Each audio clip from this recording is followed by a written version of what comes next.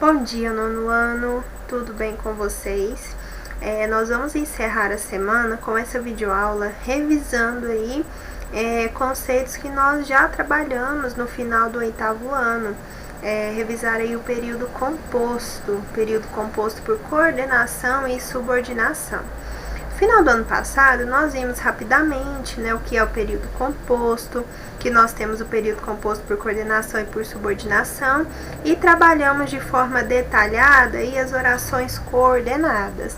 Nós até já começamos, voltamos a trabalhar lá no livro de língua portuguesa, as orações coordenadas, e agora nós vamos fazer uma introdução novamente, por isso que é revisar, para nós começarmos a trabalhar com as orações subordinadas, Elas são um pouco mais complexas, porém, nós vamos passar aí, uma por uma, tranquilamente, e vai dar tudo certo. Antes de começarmos as orações coordenadas, é importante que vocês relembrem e não se esqueçam o que são as orações coordenadas, tá bom? Por isso que nós vamos revisar aqui novamente.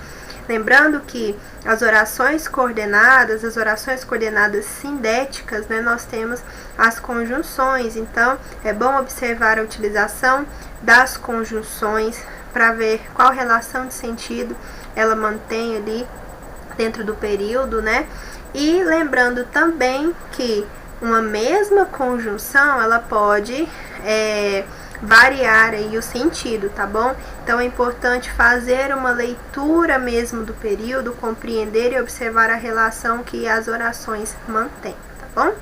Mas antes de passarmos aí para as classificações, tanto das orações coordenadas como das orações subordinadas, vamos relembrar aí alguns conceitos que foram vistos nos anos anteriores: frase, oração, período, tá bom? O nome do capítulo é Revisando Coordenação e Subordinação.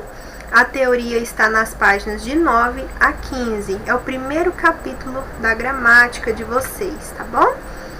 Então vamos lá. Frase, oração e período. Em geral, para desenvolvermos bem nossos argumentos, utilizamos períodos compostos. Então, normalmente, naturalmente, nós já utilizamos bastante períodos compostos, tá bom?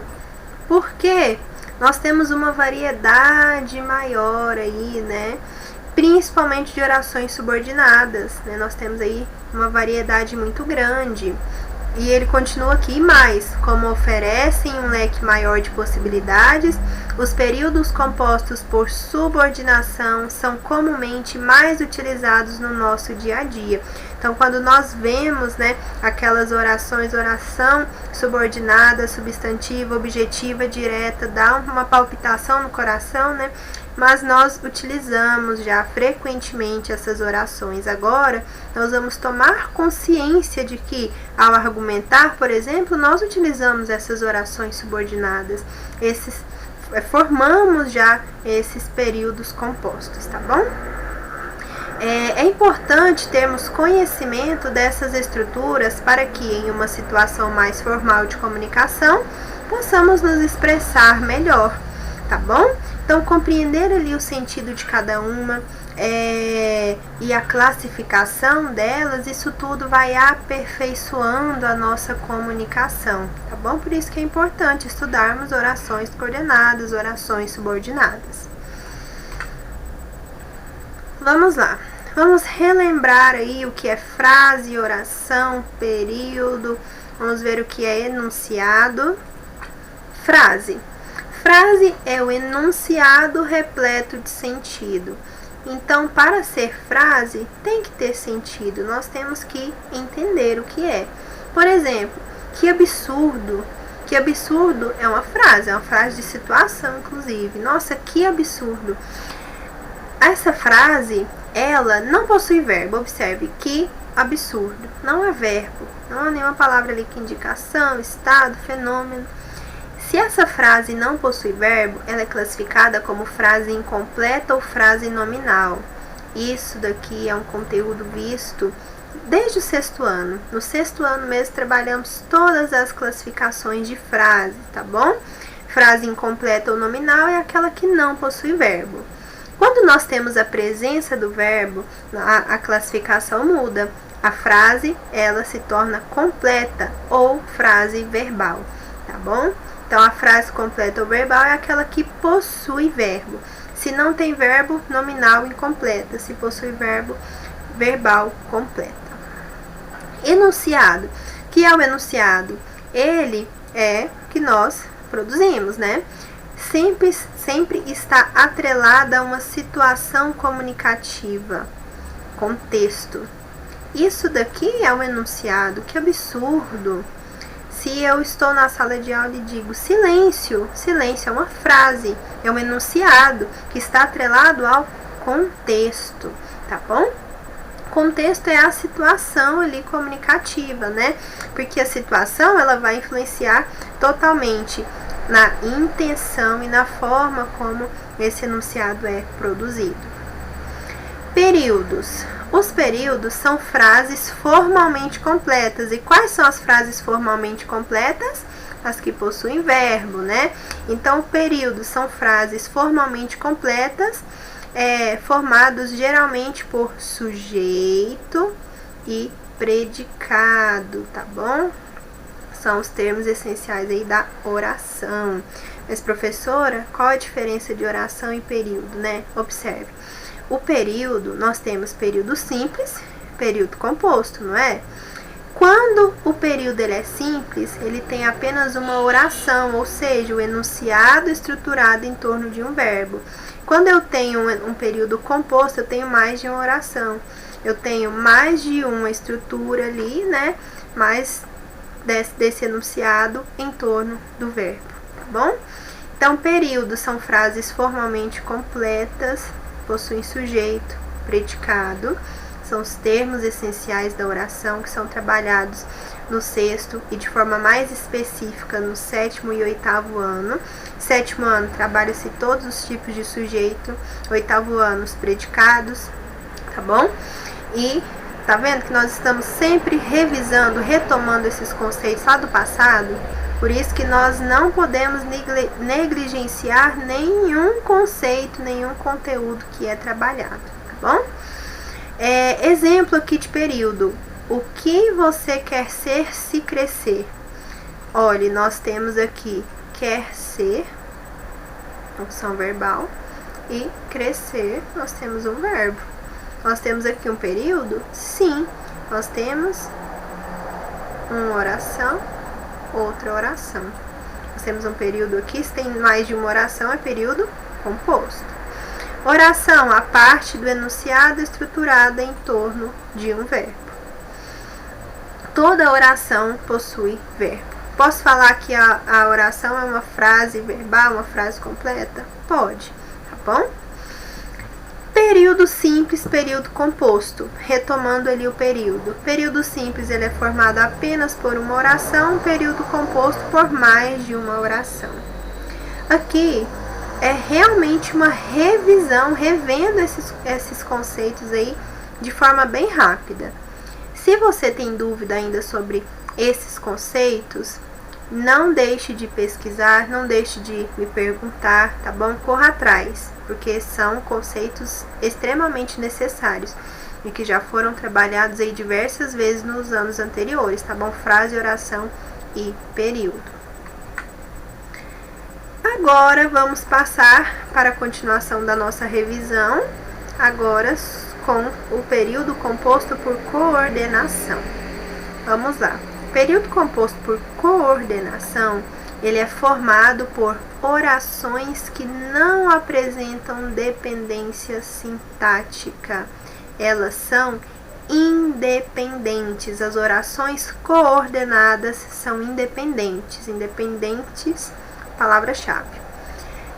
Elas não desempenham nenhuma função sintática entre si. Elas não são sujeito, não são objeto direto, elas não são necessárias ali para completar o sentido da outra, certo? Para completar melhor a estrutura sintática da outra, certo? As orações apenas se coordenam na estruturação do período. Elas se organizam ali, elas se coordenam na estruturação do período composto.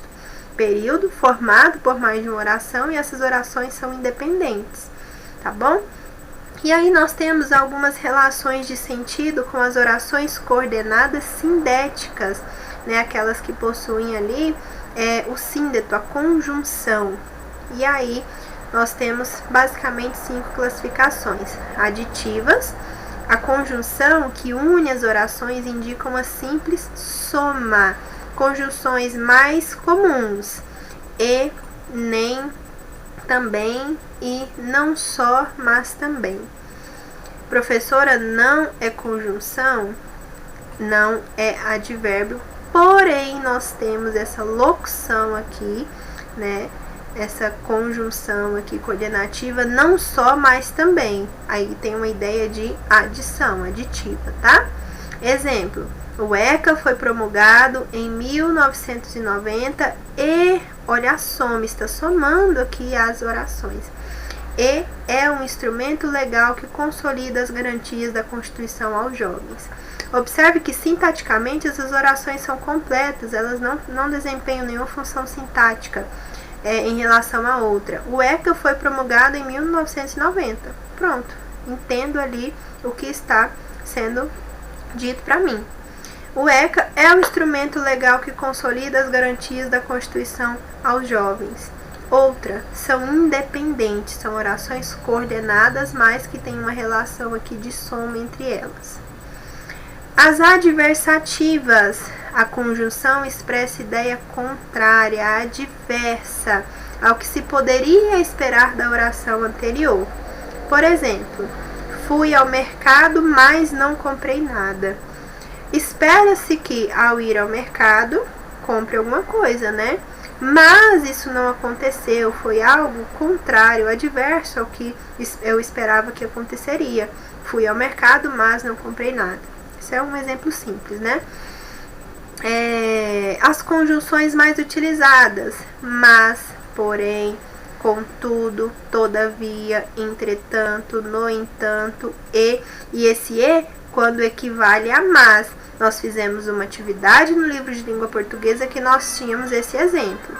Num verso lá da letra de música, a conjunção e tinha uma relação de sentido de adversativa, né? Exemplo aqui: o estatuto garante os direitos das crianças e dos adolescentes, mas muitos desses direitos ficam apenas no papel. São orações aqui coordenadas, independentes. A primeira é assindética, não possui síndeto, mas a segunda é introduzida aqui pela conjunção mas, que tem uma relação adversativa. Nós temos também as explicativas. A conjunção exprime uma explicação, uma justificativa para o que foi dito na oração anterior. Então, ela vai justificar algo que foi dito na oração anterior. Isso não quer dizer que ela é dependente da outra. Não, elas são independentes, mas ela vai fazer uma explicação ou uma justificativa sobre algo da oração anterior. As conjunções são porque,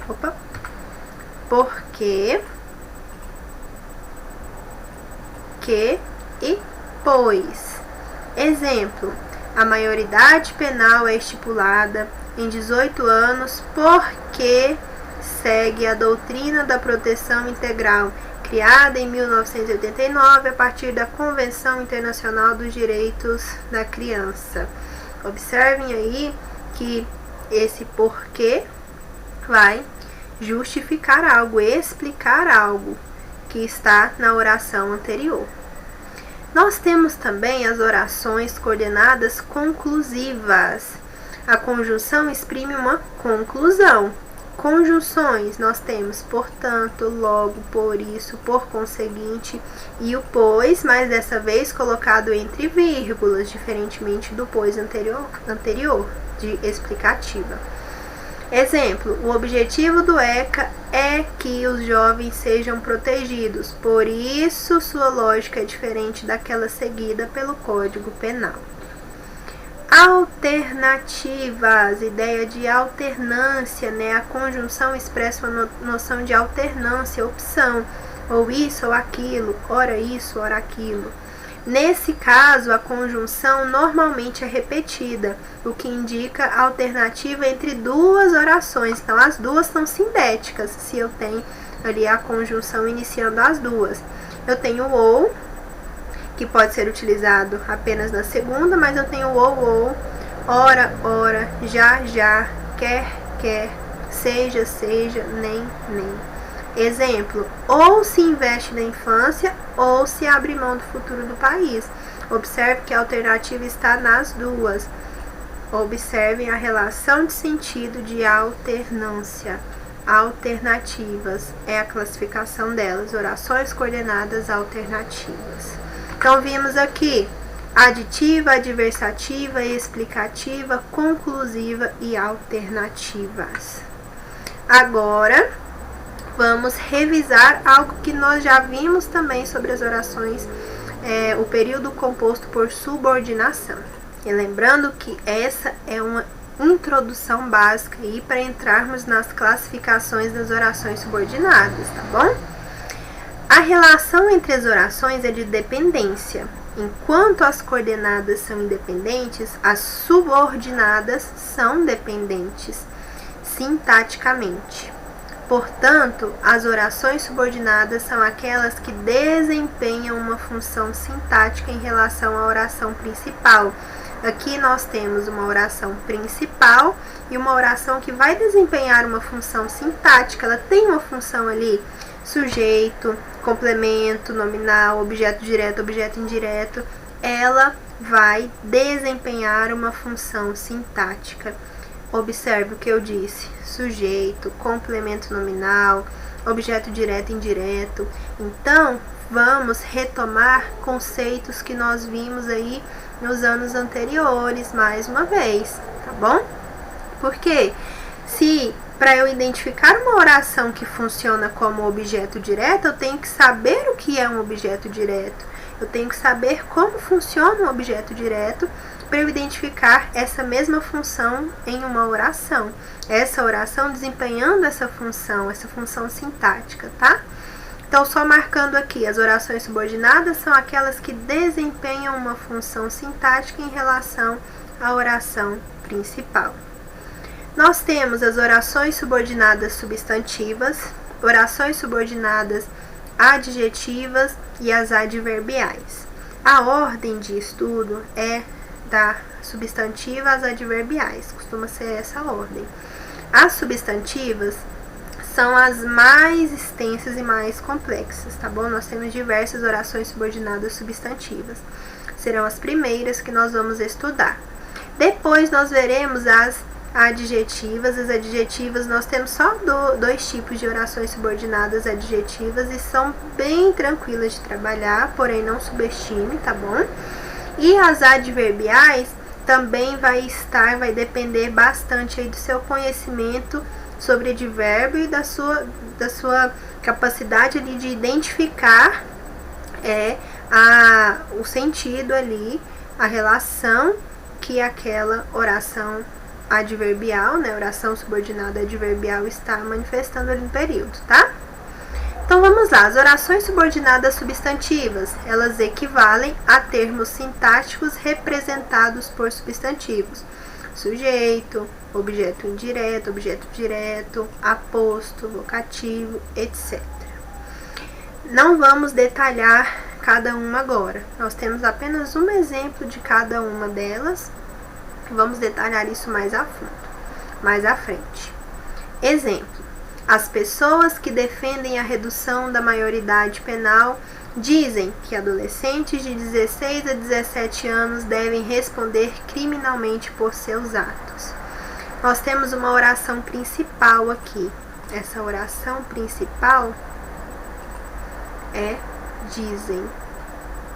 Dizem é a nossa oração principal. Olha aqui. Eu tenho uma oração substantiva. Uma oração que vai funcionar aqui como sujeito.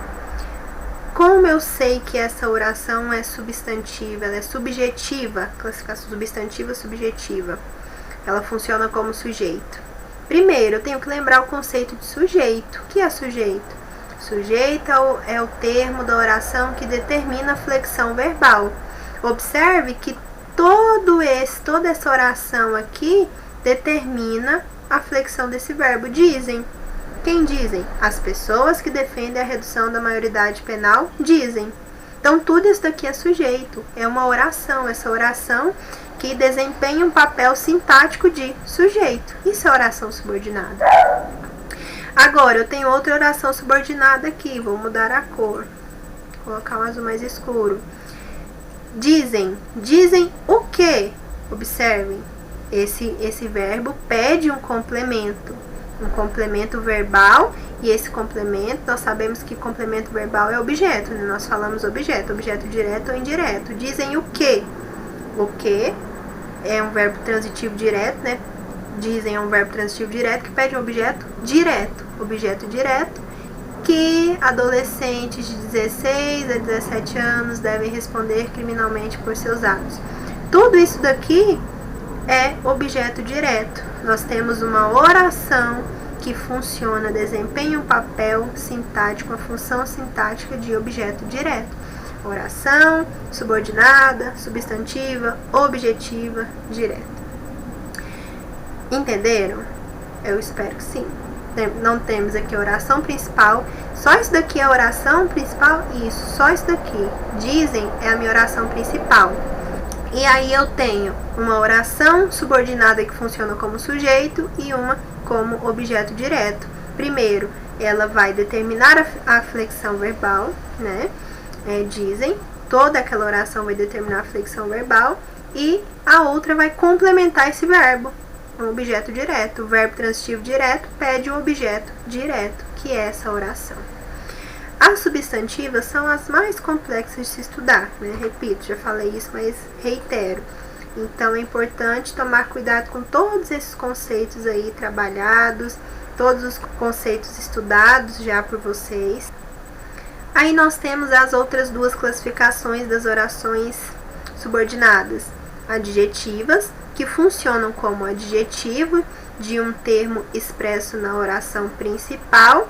E aí nós temos as orações subordinadas adjetivas explicativas e restritivas. Quando nós formos estudá-las, vocês verão que são bem tranquilas de se estudar. Exemplo: vou ler a redação que escrevi sobre drogas na juventude. Vou ler a redação é a minha oração principal. Que escrevi sobre drogas na juventude é a minha oração adjetiva, subordinada adjetiva. Pessoal, vocês lembram que o adjetivo, a função dele é caracterizar, especificar o substantivo? Observe, eu tenho um termo aqui, redação. Redação é um substantivo. Mas não é qualquer redação que eu vou ler. Vou ler a redação que escrevi sobre drogas na juventude. Observe, está especificando, né? Especificando a redação, restringindo ali o sentido dela. Então, a oração adjetiva. Toda essa oração aqui funciona como adjetivo. As subordinadas adverbiais, aí nós temos diversas classificações também. Equivalem a termos sintáticos representados por advérbios. Exemplo: apesar de a Convenção Internacional dos Direitos da Criança não determinar a idade para a maioridade penal, ela define como criança todo ser humano com menos de 18 anos de idade. Aqui eu tenho a oração principal. Ela define como criança todo ser humano com menos de 18 anos de idade. E eu tenho uma oração subordinada adverbial concessiva. Apesar de a Convenção Internacional dos Direitos da Criança não determinar a idade para a maioridade penal. Bom, essas classificações, repito, serão vistas mais à frente, tá bom? As adverbiais, salvo engano, são as últimas que nós vamos estudar. E nós terminamos aqui, tá? Esse capítulo primeiro aí da gramática de vocês vai revisar muitos conteúdos, muitos conceitos que vocês já viram aí no decorrer dos anos, 6º, 7º, 8º ano. e agora são necessários para a compreensão, né, dessas classificações do período composto, tá bom? Introduzimos aí também as orações subordinadas, substantivas, adjetivas e adverbiais, tá bom? As atividades desse capítulo serão feitas posteriormente. Não esqueçam de fazer o mapa mental, o resumo ou o fichamento desse primeiro capítulo de vocês no caderno e enviar no e-mail, tá bom? Qualquer dúvida que vocês tiverem, participem do plantão, que acontece das 7 às 11 nos dias que temos aulas, tá bom? Então tenham um ótimo final de semana e até a próxima aula.